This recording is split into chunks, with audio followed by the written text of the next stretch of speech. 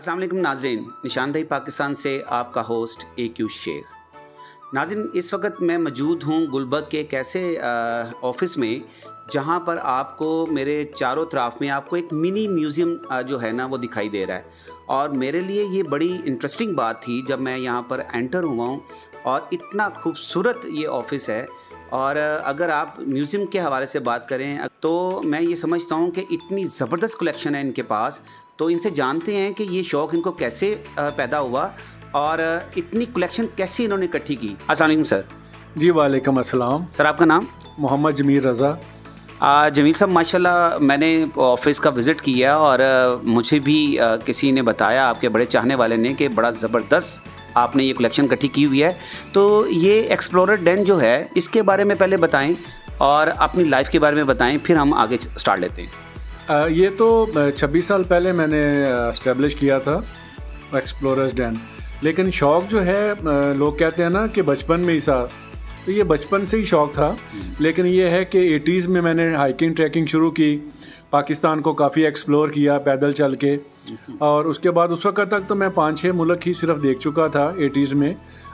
उसके बाद फिर मौका मिला जब ये कंपनी मैंने बनाई, तो फिर तो दर्जनों के हिसाब से मुल्क देखे। मैं फिर जिस कंट्री में भी जाता हूँ मैं कोई चीज़ नहीं ख़रीदता, कपड़े वगैरह, जूते वगैरह या गिफ्ट, मैं सिर्फ सोवेनियर्स ख़रीदता हूँ जो आपको मेरे पूरे ऑफिस में नज़र आ रहे हैं। सोवेनियर ऐसी चीज़ होती है कि हमेशा आपके साथ रहता है, आप उसको देखते हैं तो वहाँ पहुँच जाते हैं।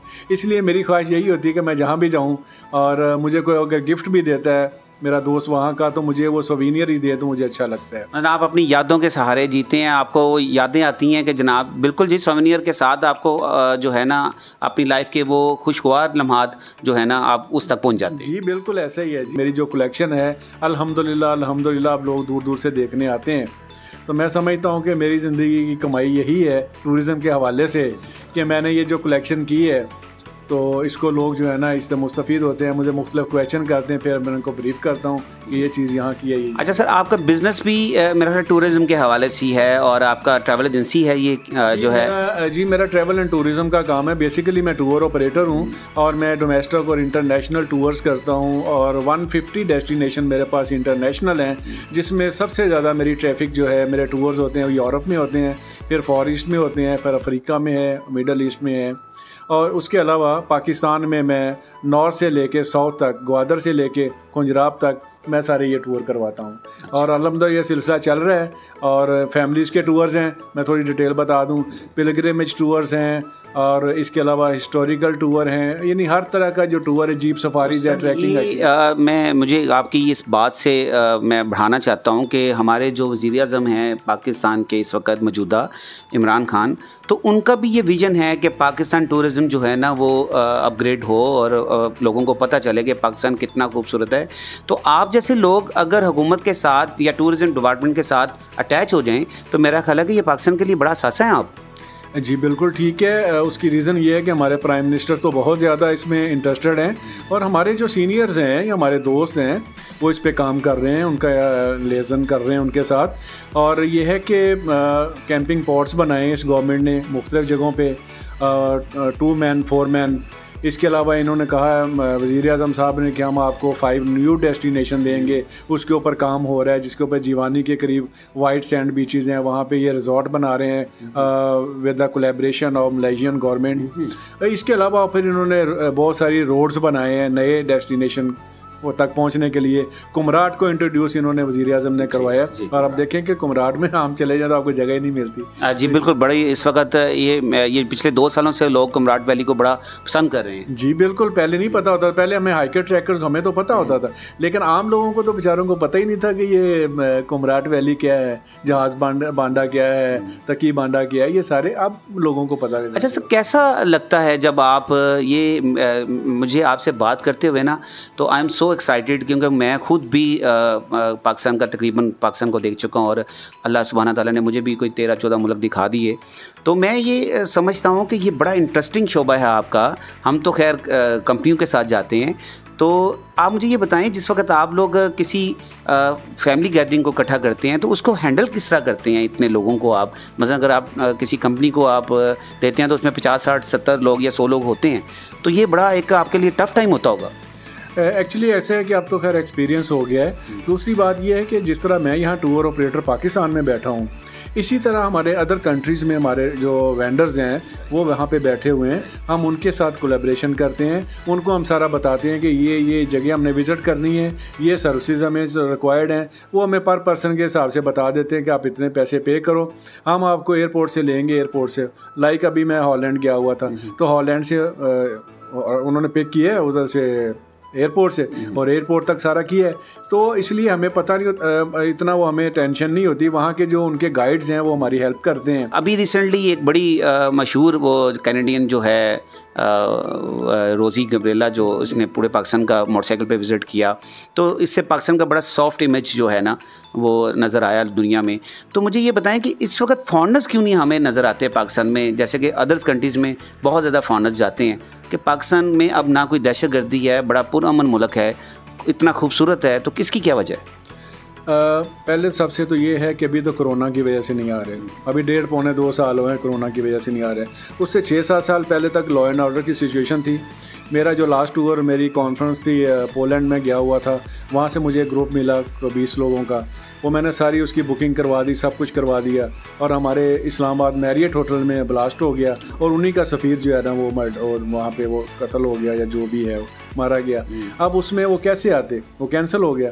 पहले तो लॉ एंड ऑर्डर की सिचुएशन थी। अभी आज से 2 साल पहले फॉरेनर्स आने शुरू हो गए थे, हमारे भी काफ़ी छोटे छोटे ग्रुप्स आए, बड़ा भी एक छोटा आया था। मसला ये है कि उसके बाद ये कोरोना शुरू हो गया। अगर ये कोरोना 2 साल 1.5 साल से ना होता तो अभी हमारे पास बहुत सारे फॉरेनर्स आ रहे। ये जी कनाडा के हैं, वहाँ का नेशनल फ्लावर है, और ये बहुत फेमस ये सोवेनियर है उनका। जहाँ भी जाते हैं तो ये लोग वहाँ से जरूर बाय करते हैं। इस तरह ये युगांडा है, उनका बहरी जहाज का उन्होंने हैंडल बनाया हुआ है सोवेनियर्स के तौर पे। साथ उन्होंने एक आदमी की, वहाँ का जो लोकल है निग्रो है, उसकी पिक्चर उन्होंने यहाँ पे दी हुई है। और ये जो है, ये तो आपको पता है फेमस है इजिप्ट का। वहाँ पे जो पुराने जमाने के जो थे बादशाह वगैरह, ये उनसे रिलेट करता है। ये इसमें जो कैंगरू है ये नेशनल एनिमल है ऑस्ट्रेलिया का, और ऑस्ट्रेलिया का ये हर जगह पे उनका ये फेमस है, हर जगह पे इसको जो वो हाईलाइट करते हैं। इस तरह ये न्यूजीलैंड का है, वहाँ से एक स्टॉल से लिया था। आई थिंक कि वहाँ के जो देहात हैं, जो गांव है, वहाँ से ये बिलोंग करता है। इसके अलावा ये हॉलैंड है, फेमस है विंड मिल के हवाले से, कि जब भी जहाँ विंड मिल देखेंगे तो आपको फौरन आपके जहन में हॉलैंड की पिक्चर आएगी। इस तरह सिंगापुर है, सिंगापुर का भी ये जो देख रहे हैं आप पिक्चर अंदर इसके है, ये बहुत फेमस है, और इसके ऊपर ये गोल्ड प्लेटेड है। ये काफी महंगा सोवेनियर है। वैसे तो और भी मेरे पास बहुत महंगे महंगे हैं, लेकिन ये बहुत एक महंगा जो है वो सोवेनियर है। इसी तरह फिर ये इजिप्ट का पपायरस के ऊपर बना हुआ ये एक यूनिक पीस है। ये बहुत जबरदस्त है। पपायरस केले की छिलके के ऊपर ये बनता है, जैसे मैंने पहले इंटरव्यू में बताया था। तो ये उसके ऊपर हैंड पेंटिंग है, और ये बहुत एक्सपेंसिव है। अगर आप वहां से जाके लेते हैं, किसी से मंगवाते हैं, तो ये हजारों में नहीं, ये बहुत महंगा है, ये महंगा पड़ता है। इसी तरह ये कीवी है जी, ये सब जानते होंगे, न्यूजीलैंड का एक नेशनल एनिमल है, और ये इसके ऊपर उसका मैप बना हुआ है पूरे न्यूजीलैंड का। इसके अलावा फिर हम नीचे अगर आते हैं तो ये चाइना आ जाता है, युगांडा आ जाता है, दुबई आ जाता है। फिर ये जो मैं इसको ज्यादा ब्रीफ करूंगा कि ये जो है बुखारा, उज्बेकिस्तान का जो सिटी है, ये हिस्टोरिकल सिटी है। ये वहाँ का मीनार है, और ये थोड़ा सा टेढ़ा है, तो उसी तरह उन्होंने इसका वो मॉडल बनाया हुआ है। इसके अलावा फिर ये श्रीलंका आ जाता है। श्रीलंका का एलिफेंट आपको पता है कि बहुत फेमस है। ये मुझे गिफ्ट हुआ था जी यूनान से। जब मेरा फर्स्ट टूर यूनान में हुआ था, तो जो मेरे वेंडर हैं वहां उन्होंने मुझे गिफ्ट दिया था, और ये मुझे बहुत ही, मैं इसके साथ लव करता हूँ। ये कि मास्टर पीस है ये। अभी इसका जो कलर थोड़ा सा फेड हो गया है, वो पॉलिश इसकी खराब हो गई है, लेकिन मैं समझता हूँ कि इसकी बड़ी वर्थ है। ये बड़ी आर्टिस्टिक चीज बनाई हुई है इन्होंने। उसके बाद फिर मुख्तलिफ चीजें हैं। ये आपका वेनेजिया जिसको आप कहते हैं, इसका जो पानी के अंदर शहर है इटली का, ये वहां का गंडोला कहते हैं इसको। तो गंडोला में आप बैठ के तो आप सैर कर सकते हैं। इसके साथ ही सिंगापुर का जो है एक निशान बना हुआ है, आइतहा बना हुआ है, ये वहां का सिंबल है, ये भी बहुत फेमस है। ये आपका जो आ जाता है, फिर अफ्रीका आप चले जाएं कीनिया की तरफ, तो वहाँ के जो लोकल लोग हैं उनके उन्होंने ये पिक्चर बनाई हुई है। ये वाला एक बड़ा स्पेशल सोवेनियर है। ये वाला ये टर्की का एक शहर है कैपाडोकिया, पिजन वैली है वहाँ पे। तो ये पिजन वैली का छोटा सा उन्होंने एक मॉडल बनाया हुआ है। तो इस तरह और यहाँ तो बहुत सारी चीजें हैं। ये इजिप्शियन देखें, उस जमाने का ही है जब फिरौन वगैरह की जो गवर्नमेंट होती थी, बल्कि हजरत यूसुफ अलैहिस्सलाम के दौर में ये इस तरह की वो चीजें लिबास ज़ेब तन करते थे वो लोग। ये जो है ये वेस्ट मटेरियल से बनाया गया है। ये मैंने बाय किया था कोलालमपुर से 2007 में। काफी साल हो गए उसको, 15-16 साल। तो ये वेस्ट मटेरियल से ये एक गिटार बजा रहा है और ये बंदा बैठा हुआ है। तो ये वो चीज है। ये पाकिस्तान का है जी, ब्लू पोट्री है। उसके बाद फिर आगे वो है, क्या उसको कहते हैं, इजिप्ट है। फिर ये सिंगापुर आ जाता है। सिंगापुर का ये आपको पता है कि एक सिंबल है, इसको देख के तो फौरन आपके जहन में सिंगापुर ही आता है सारा। ये ग्रेट वॉल ऑफ चाइना का जी एक मास्टरपीस है। ये बहुत जबरदस्त है। फिर नीचे हॉलैंड, ये जो है ये श्रीलंका की जी एक पेंसिल बनी हुई है, मुझे गिफ्ट हुई थी वहां से। तो ये एक इसके अंदर वो सिक्का भी था, लिखने वाला टूट गया हुआ है। तो ये श्रीलंका है। इसके अलावा ये चीज जो है, सिगार जो है, जो पाइप है, इसके ऊपर एक हाथ बना हुआ है। ये हाथ के अंदर उसे उठाया हुआ है और ये वर्किंग है। इसमें आप डाल के जो टोबैको जो भी आप स्मोकिंग करना चाहते हैं तो पाइप पी सकते हैं। ये उज़्बेकिस्तान से रिलेटेड। सर आपसे मिलकर बड़ी खुशी हुई जमील साहब। और मेरे सर चैनल का स्लोगन है, क्योंकि चैनल का भी मोटिव यही है कि हम पाकिस्तान का जो सॉफ्ट इमेज है उसको हम लोगों के सामने पेश करें। और मुझे बड़ी खुशी हुई आपसे मिलकर कि आपने इतनी ज़्यादा जो है, इतना ज़्यादा मुल्कों को देखा और पाकिस्तान को भी एक्सप्लोर किया, और पाकिस्तान के लिए आप एक असासा हैं। तो सर जाते जाते मेरे चैनल का स्लोगन है, पाकिस्तान हमें तुमसे प्यार है, हमें तुमसे प्यार है।